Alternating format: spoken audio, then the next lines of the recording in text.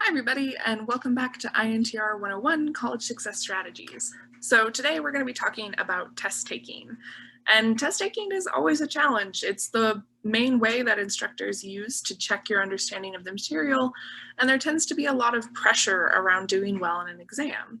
So what we're going to chat about is having a successful exam day from, the start of the day, how to tackle different types of questions, and then how to assess your performance after taking the exam. So with that, what goes into a successful test day, right? So we'll chat about going into the exam, during the exam, and following up. So what do you do to prepare on the day of an exam? Do you have any kind of go-to system that you go through, any sort of like schedule you try to stick to? For me, I always made sure that I got a good night's sleep beforehand if I could. So I tried to go to bed before like midnight before an exam. Then I always made sure that I had breakfast, and I tried to make it something kind of special and out of the ordinary on test days, just so it was like a little treat to myself. I would maybe do a little bit of review on the day of the exam, but I made sure to cut myself off from studying at least 2 hours before the exam started.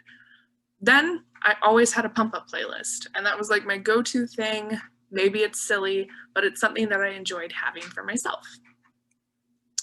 So when it comes to going into the exam, there's a couple simple things that everyone should keep in mind.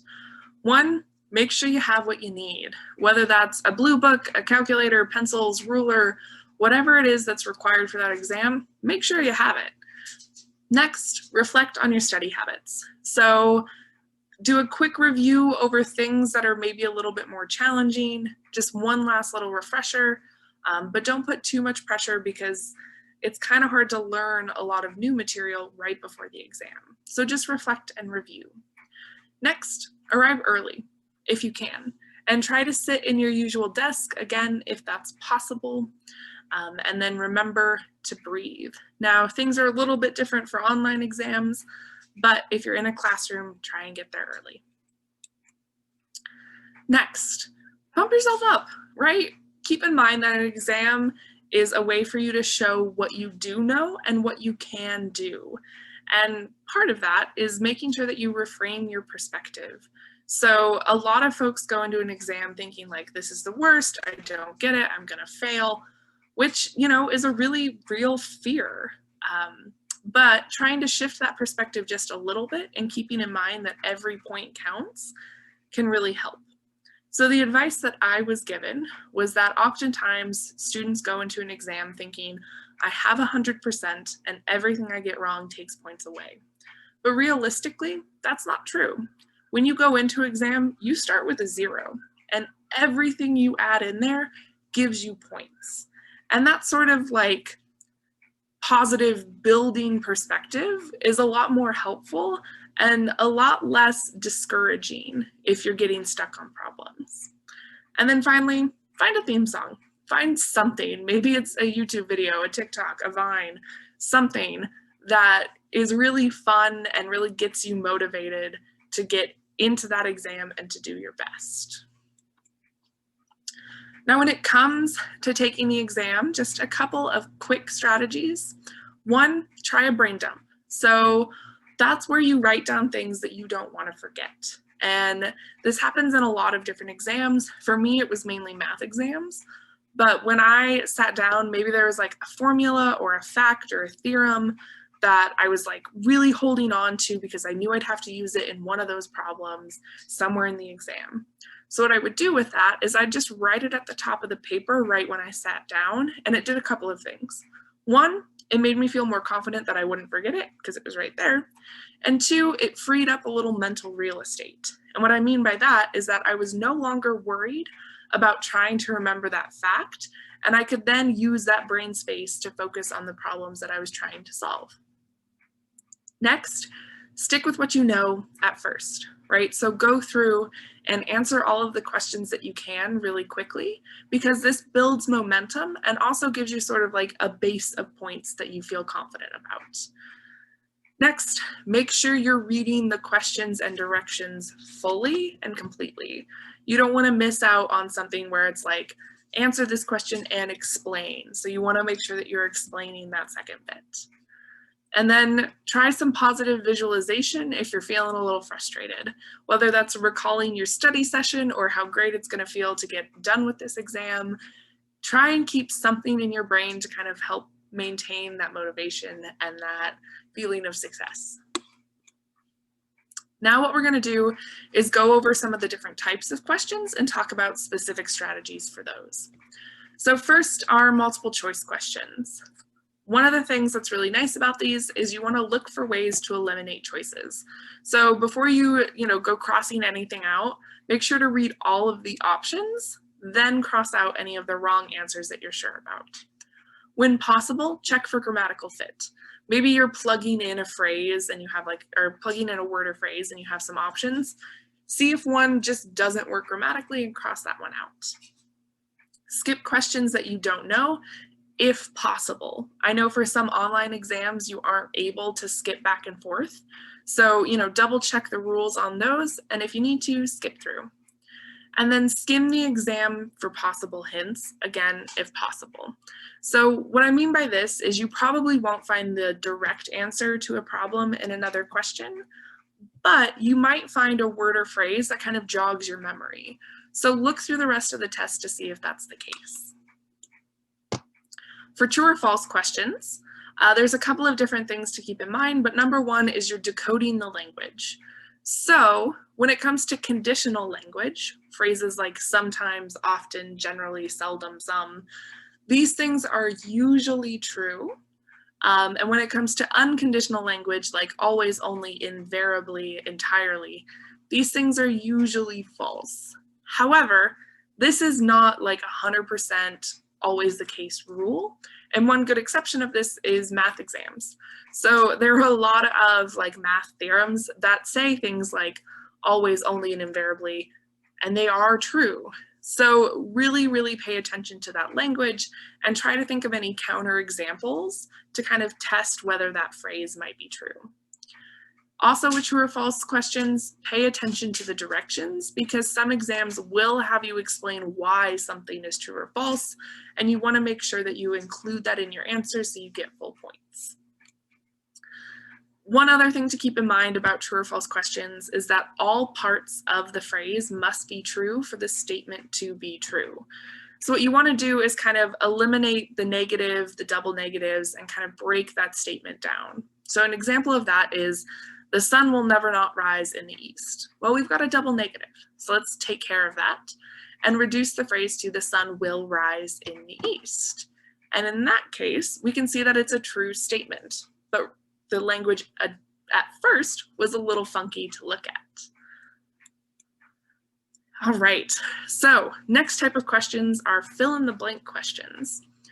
Couple tricks to keep in mind: determine the theme of the unit so you know kind of generally what sort of phrases or words you're going to be trying to fill in with. Again, skim the rest of the exam to jog your memory with any sort of hidden hints. In this case, it's really important to check for grammatical fit to make sure that the thing that you're plugging in actually makes sense. And then at the end of the day, make sure that you fill that blank with something, anything. Try out some different terms to see what makes sense and what doesn't. And again, that can kind of help you jog your memory to remember what the actual answer is. Matching. So I haven't seen a lot of college exams that use matching, but I still like to cover it. And what's important for that is make sure you read the directions fully, just like any other question. And then matching sections are a really good place to start on an exam, and they can usually get you some good kind of baseline points. And then for these sections, use the power of elimination. So make sure you get all of the matches you know first, and then go through the rest of the items and try and connect them all based on grammatical fit, whether or not they make general sense, and those sorts of things. Alrighty, for math and science exams, so I'm thinking kind of short answer questions where you might be showing a lot of work, the really important thing here is show all of your work. So this is for a couple of reasons. One is that you can use your work as a tool. So if you're showing every step, it's usually easier to remember what comes next. If you're skipping a lot of steps, it can be hard to kind of use that mental template that you have for those problems to get in the rest of the things. Next, make sure to watch out for any sort of sneaky errors. And these are things like unit of measurement or negatives and positives.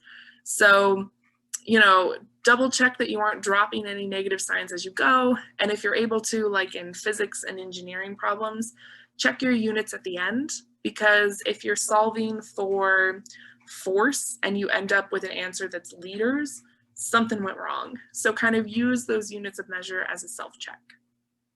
Make sure to tackle the hard problems last. Go through and get any easy ones out of the way so you have a maximum amount of time for those more challenging problems. And when in doubt, write out the process in words.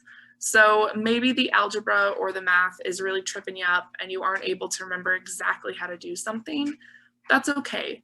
Write out what you know you need to do and explain it fully to your instructor so that they can see that you do understand the process. It was just a matter of forgetting a small little thing. And what's good about that is that it might get you partial credit. Same with showing all of your work. Those things give you partial credit, which is real and can save your life, which sounds drastic, but realistically it does help a lot when it comes to your grade. So as someone who used to grade math and chemistry exams, if I saw a big chunk of work, I'd totally give someone half or 3/4 credit because I could tell that they knew what they were doing. It's just they either ran out of time or they forgot some of those final steps that were maybe more tricky. So yeah, write out everything. Alrighty, for our next type of questions, essay questions. Now, I feel like when I meet with students, they either love it or they hate it. There's no one who's really kind of like mid-ground about essay questions, but there's some important things to keep in mind with them. Make sure you're actually answering the question that's being asked. So sometimes people will start answering it and then kind of go off on a tangent that doesn't really cover the full question. So you want to make sure you're paying attention to what it is that you're being asked to answer. Underline keywords. Maybe it's something that you need to include, or maybe it's like a really specific thing that's kind of tricky that you want to make sure you remember. And then look for some space to kind of write out your initial thoughts. Maybe you make a quick bulleted list. When possible, open with a really strong thesis statement to really get the attention of your instructor. And then at the end of the day, make sure that you write something. So again, essay questions are a really good opportunity to get partial credit if you can't get all of it done. So, if you've got the first half, but you know that there's going to be, another 2 or 3 paragraphs, but you've only got a minute left, at least write out the bullet points, like the big topics that you were going to hit, so that your instructor can see that, like, yes, this person does have a firm understanding of this concept. They just ran out of time. And again, you probably won't get like full credit for that, but you would at least get some credit. And again, that can really help out. So as a quick example, let's say you're given this essay question: compare and contrast 3 test-taking strategies. Is there a strategy that works best for you? Why or why not? So it's important to think about what you're being asked to do in this question, right? So you're asked to compare and contrast 3. So you want to make sure that your answer includes 3 test-taking strategies. Then you want to identify which one is the one that works best for you and explain. So there's 3 big parts of this question. So in your answer, you want to make sure that you hit all of those. So some test-taking strategies for online exams. If you're at home, make sure that you have a solid internet connection. If you have roommates, it might be a good idea to ask them to like disconnect from the Wi-Fi or anything like that so that you have as good of a chance as possible. Reserve a quiet and clean space for yourself. Again, that just limits distractions. And if you have any sort of proctoring software where like your webcam's on, if the space is kind of cleared out and minimal, then it's less likely for any questions to pop up about like, oh, was there anything there that this student was using? Make sure to enable pop-ups. A lot of testing software like automatically opens in a new window that'll kind of like lock down and make sure that you can't access other things. So make sure that any pop-up blockers are off for that website. And then as you're taking the exam, if you're allowed to have extra paper, record your answers on a separate sheet of paper. That way, should anything happen with the exam, like if internet cuts out or BB Learn goes down or something like that, you have a record that you did complete it. If you're on campus, maybe you're taking an exam at Polya or at the testing center, double check the hours to make sure that you aren't showing up like 5 minutes before they close, and then bring any required ID. So a lot of on-campus online testing requires you to have like your student ID or driver's license. So just make sure you have that on you. One of the things that I mentioned is like recording your answers on a separate sheet of paper. That's really good as just like a backup for yourself. Additionally, if like when you finish an exam, it pops up and says like exam complete, take a screenshot of that page. Again, just so that you have it on file if there's any funkiness with the internet. For those online exams, make sure you understand the rules and the format. So if there's a time limit or, you know, like what sort of resources are allowed for you to use, make sure you fully understand what those are. Read instructions for entering responses. So this is really critical in any sort of like math or science exam. They may require you to submit the answer in a particular format. So like for math, it may say like, we want your answer in point slope form. So if you answer it in standard form, it'll automatically count it as incorrect, even if they're the same answer. And then for your essay questions, they may require specific citation types or things like that, or have a really strict word count limit. So just keep in mind what those things are so you can ensure that you're answering those questions correctly. If possible, save as you go. Some tests automatically do it. Some of tests give you the option to like save each answer. Do it, again, as just a fail-safe for you. And like I mentioned, take a screenshot of the submission screen for your own records, just in case anything happens. So some key tips as just kind of a refresher on this.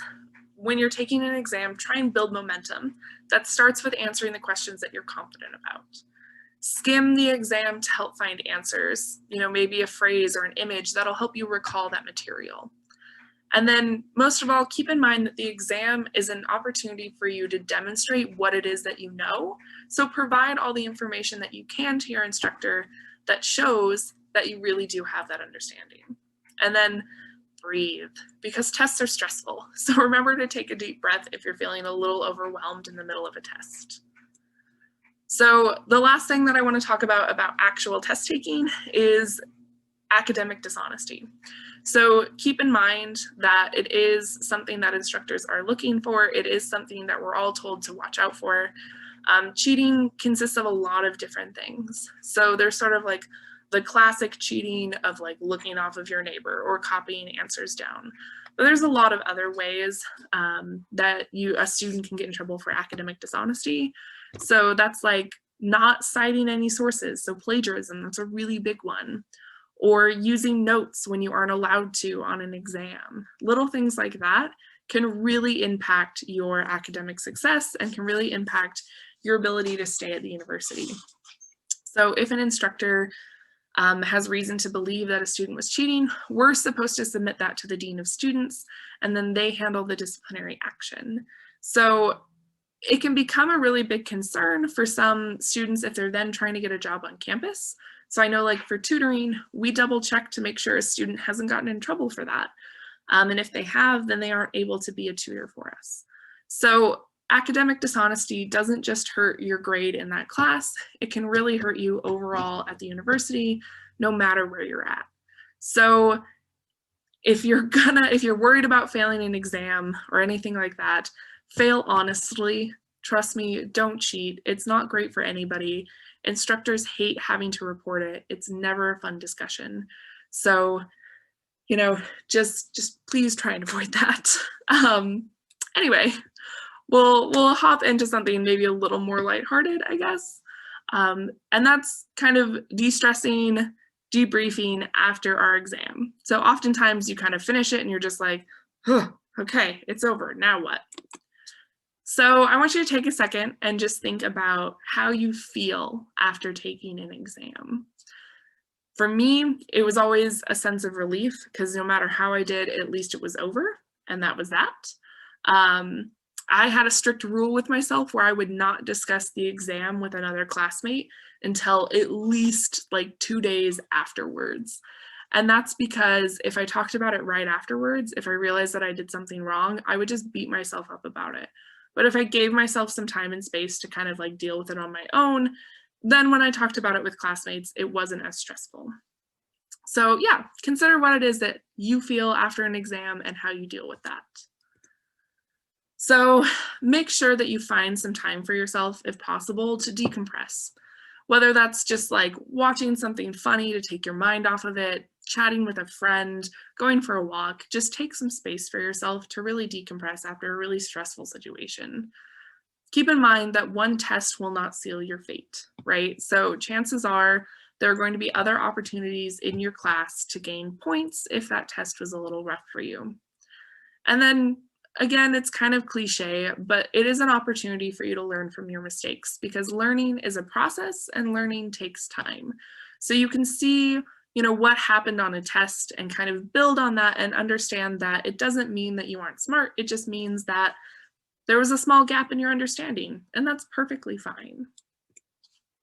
So a couple of other things to keep in mind is that test anxiety is really common. So if while you're reflecting on that exam, you realize like, wow, I was incredibly anxious, that was a really stressful situation for me, 25 to 40% of college students experience test anxiety.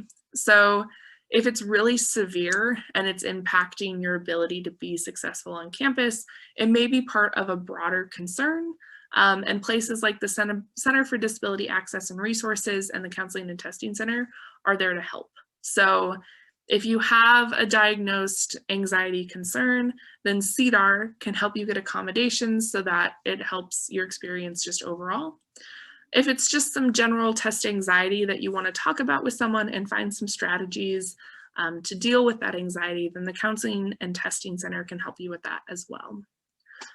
Some little ways to manage anxiety during an exam are to do some structured breathing and do some reframing and visualization.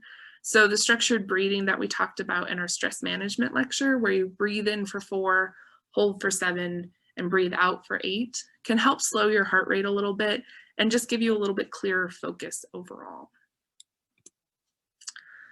Now, after you're done with the exam, you've had some time to decompress, you've had some time to like take some space away from it. You want to kind of follow up with that. So look over your exam and connect with your professor or TA to discuss some possible resources or study strategies if there was something that didn't go so well. But also evaluate your successes. Think about what you did really well on that exam, because that's really important too. And then meet with a tutor or an SI Pass leader, again, to kind of like learn from their student perspective and build your information out. So SI Pass offers post-exam sessions where you kind of go back and review how the test went, what things caught you off guard, what was really surprising there. And that can be really beneficial to help reflect on these things. And then reach out to any other resources. So maybe it's the CTC because you noticed you were feeling really anxious. Maybe it's the Writing Center because those essay questions really threw you off and you want to find a way to answer them more efficiently in the next test. So really look out to some of those other things on campus. And then keep in mind, failure isn't final. So you want to practice some self-compassion for yourself. Don't judge yourself for any of your past shortcomings, right? So what can be hard is if you do bad on one test, you can kind of just assume that every test is also going to be bad. And that's just not true. It was one instance and the next one could be a lot better. So to help with that, focus on how you'll feel once you've mastered the material. Think about how great it's going to be to really understand everything that was challenging right now. And then adopt the proper mindset. And what I mean by that is that it isn't failure, it's a problem to be solved, right? You aren't a failure as a student. You haven't failed the class. It's just, it was challenging and now you have a new problem that you can tackle. Go back to how you define success and what it means to you and let that be your guide for feeling confident in the class. And then cultivate a successful identity. So you yourself are not a failure. You're just a person who's in a challenging class and it's a fixable problem. And a successful person has a balance of successes and failures. Both are valuable. I realize that this sounds really cliched and it's very like white person focused, but it can be helpful to keep in mind that, you know, having a rough time in a class is still valuable because it teaches you how to learn. And that's something that college is there to do, and it's something that's really important to learn while you're young. So that's all I have for you today. This is my like favorite meme. But testing is a challenge, and testing can be really difficult. So if you want to dive into more specific strategies for how to handle certain problems or just how to deal with, you know, not feeling as prepared for an exam, please reach out to me. I work with a lot of students about studying and test taking. It's like one of our biggest topics that we talk about. So I'd be happy to meet with you for an academic coaching appointment. That's all I have for you today. So I hope you all have a lovely day, and I will see you all soon.